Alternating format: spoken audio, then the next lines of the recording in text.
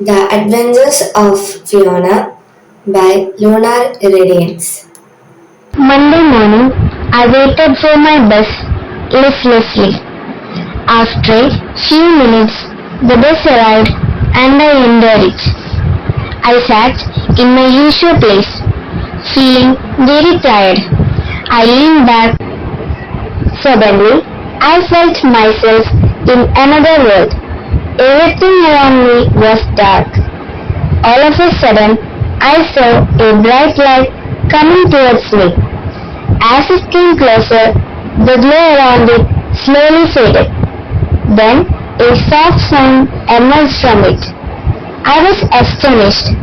The light told me not to be afraid and introduced itself as Fiona, a solar flare. When I looked closely, I saw its fairy flare glowing brightly. Fiona asked me whether I would like to join her in a game. I told her that I was all alone in this strange place and I didn't know what to do. Fiona said she would accompany me to find my home. So I joined her and we began our journey together. I was mesmerized by the views around me, forgetting myself for a moment. As we continued, we became happier by seeing the stars and the planets. At last, we saw Earth at a distance. Fiona said not to waste time and we started moving towards it. On our way, we encountered a space station. I asked Fiona to be careful as the radiation from her could harm the astronauts. As expected, the controllers from the ground ordered the astronauts to move to the safest, more shielded parts of the station. Because of Fiona, they had to stop their exciting work outside and hide until we passed. Seeing this, Fiona's brightness dimmed. She felt sad that she was causing trouble instead of wonder. Then we crossed the protective ozone layer that surrounds Earth. Fiona hesitated, fearing she would lose energy. But with my encouragement, she crossed it. Still, her glow weakened a little. Further down, we saw aeroplanes flying across the sky. I explained that her radiations made high-frequency radio signals fail, cutting off communication and navigation.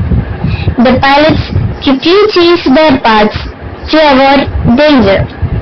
Fiona looked downcast again, realizing that her presence frightened instead of helped. Next, we noticed the trespassing lines of the power grid. I warned her not to go near them because her power could overload the system, causing blackouts. As we watched, operators on the ground rushed to protect the grid, guided by space weather forecast. Fiona's glow flickered with sadness. She had only wanted to share her energy, not cause harm. Finally, we looked down and saw a farmer driving a huge green tractor guided by GPS to plant seeds. But because of Fiona's energy, the GPS signals began to drift. Suddenly, the farmer had to switch off the tractor to avoid planting seeds in the wrong place. He bent down and began planting manually. Fiona's light dimmed more than ever. She whispered to me that everywhere she went, she only brought trouble. At that moment, I placed my hand gently on her glow and said, Fiona, you are not a curse. You are nature's wonder. Without you, there would be no light, no warmth, no life on earth. People may fear your power, but it is also what keeps the universe alive. Hearing this, Fiona's brightness slowly returned. She smiled warmly, her glow steadied, and I felt her sadness lift. Just then, I heard my classmate calling me to get out of the bus. My school had arrived. I opened my eyes and realized the entire journey with Fiona had been a dream. But the feeling remained. I had relieved the flare, and in some way she had lit up my heart as well. The end.